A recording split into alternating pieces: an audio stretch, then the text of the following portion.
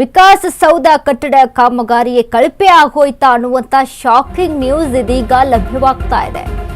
ಇದೊಂದು shocking news. Vikasa Soudha ಕಟ್ಟಡ ಕಾಮಗಾರಿಯೇ ಕಳಪೆನಾ? ನಮ್ಮನ್ನು ಆಳುವ ನಾಯಕರು ಇರುವ ಶಕ್ತಿ ಕೇಂದ್ರವೇ ಕಳಪೆ ಆಯ್ತಾ?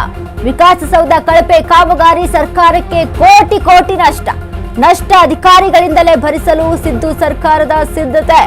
ಸಣ್ಣ ನೀರಾವರಿ ಕಾರ್ಯದರ್ಶಿ ಬಿಕೆ ಪವಿತ್ರ ಸೇರಿ 6 ಮಂದಿ ಅಧಿಕಾರಿಗಳಿಗೆ ಈಗ ಹೊಣೆಯಾಗುತ್ತೆ. 2001 ರಿಂದ 2005ರವರೆಗೆ ನಡೆದಿದ್ದಂತಹ ವಿಕಾಸಸೌಧ ಕಟ್ಟಡ ವಿಕಾಸಸೌಧ ಕಾಮಗಾರಿ ನಿರ್ವಹಣೆ ವೇಳೆ ಕರ್ತವ್ಯ ಲೋಪ ಬಹಿರಂಗವಾಗಿದೆ. ತನಿಖೆ ನಡೆಸಿ ರಾಜ್ಯ ಸರ್ಕಾರಕ್ಕೆ ವರದಿ ಸಲ್ಲಿಸಿದ್ದ ಲೋಕಾಯುಕ್ತ ವರದಿ ಆಧರಿಸಿ ಆರೋಪಿ ಎಂಜಿನಿಯರ್ಸ್ಗಳ ಮೇಲೆ ಕ್ರಮವನ್ನ ತೆಗೆದುಕೊಳ್ಳುವುದಕ್ಕೆ ಮುಂದಾಗಿದ್ದಾರೆ. ಆಗ ಇಂಜಿನಿಯರ್ಸ್ ಆಗಿದ್ದ ಎನ್ಜಿ ಗೌಡಯ್ಯ ಮತ್ತು ಬಿಕೆ ಪವಿತ್ರ, ಶಿವಕುಮಾರ್, ಸತೀಶ್, ನರಸೇಗೌಡ, ವಿರೂಪಾಕ್ಷಪ್ಪಗೆ ಶಾಕ್. ಇದೀಗ 6 ಇಂಜಿನಿಯರ್ಸ್ಗೆ ಬಡ್ತಿ ತಡೆ ಜೊತೆಗೆ ಭಾರಿ ದಂಡ ಕೂಡ ಫಿಕ್ಸ್ ಆಗುತ್ತೆ.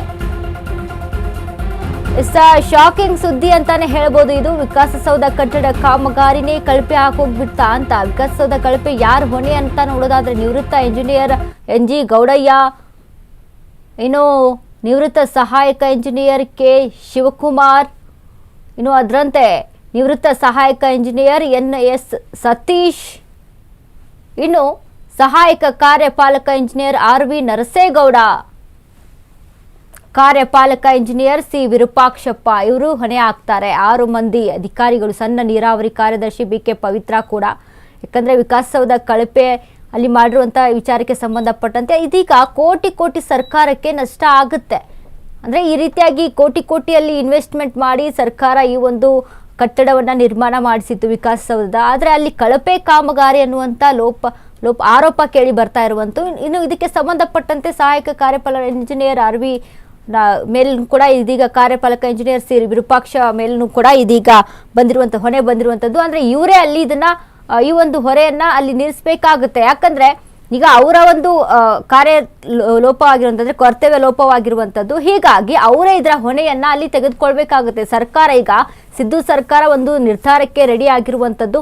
ಯಾರು ಕರ್ತವ್ಯ ಲೋಪ ಮಾಡಿದ್ದಾರೆ, ಯಾರು ಕಳಪೆ ಕಾಮಗಾರಿ ಮಾಡಿರ್ತಾರೆ ಅವರೇ ಅದರ ವೆಚ್ಚವನ್ನ ಭರಿಸಬೇಕು. ಸರ್ಕಾರಕ್ಕೆ ಇದು ಕೋಟಿ ನಷ್ಟವಾಗುತ್ತೆ. ಇದನ್ನ ಆ ಇಂಜಿನಿಯರ್ಸ್ಗಳೇ ಭರಿಸಬೇಕು ಅನ್ನುವಂಥ ತೀರ್ಮಾನವನ್ನ ಇದೀಗ ಸರ್ಕಾರ ತೆಗೆದುಕೊಂಡಿದೆ.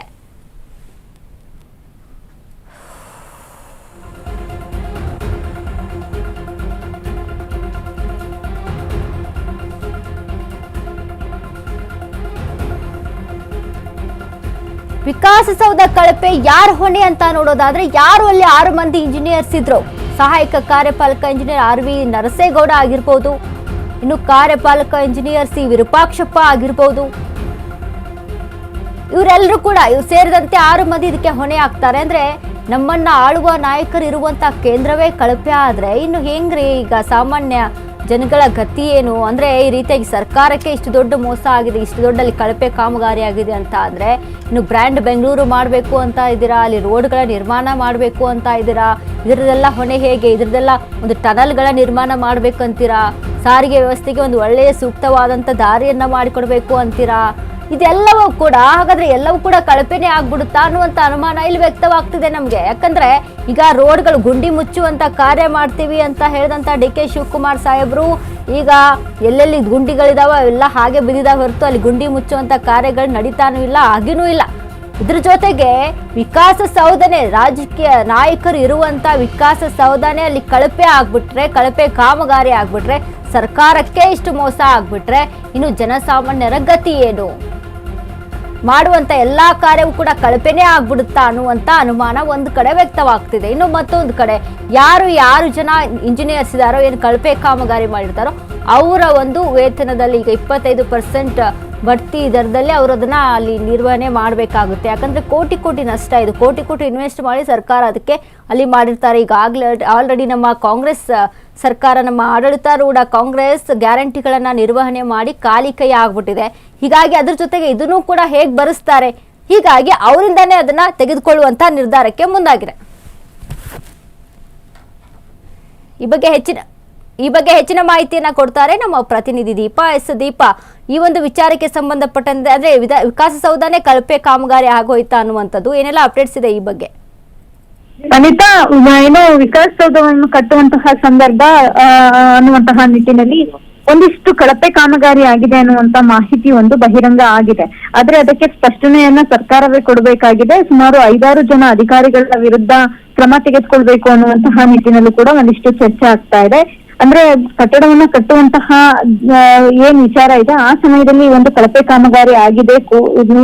ಕೋಟ್ಯಾಂತರ ಹಣ ಇದಕ್ಕೆ ವೆಚ್ಚ ಮಾಡಲಾಗಿತ್ತು. ಕೋಟ್ಯಾಂತರ ಹಣದಲ್ಲಿ ಕಳಪೆ ಕಾಮಗಾರಿ ಆಗಿರೋದ್ರಿಂದ ಶಕ್ತಿಸೌಧದಂತಹ ಕಟ್ಟಡಗಳನ್ನೇ ಕಳಪೆ ಕಾಮಗಾರಿ ಮಾಡಿದ್ರೆ ಹೇಗೆ ಅನ್ನುವಂತಹ ಪ್ರಶ್ನೆ ಕೂಡ ಇದೀಗ ಎದ್ದಿದೆ ವನಿತಾ. ಧನ್ಯವಾದಗಳು ದೀಪಾ ನಿಮ್ಮೆಲ್ಲ ಮಾಹಿತಿಗೆ.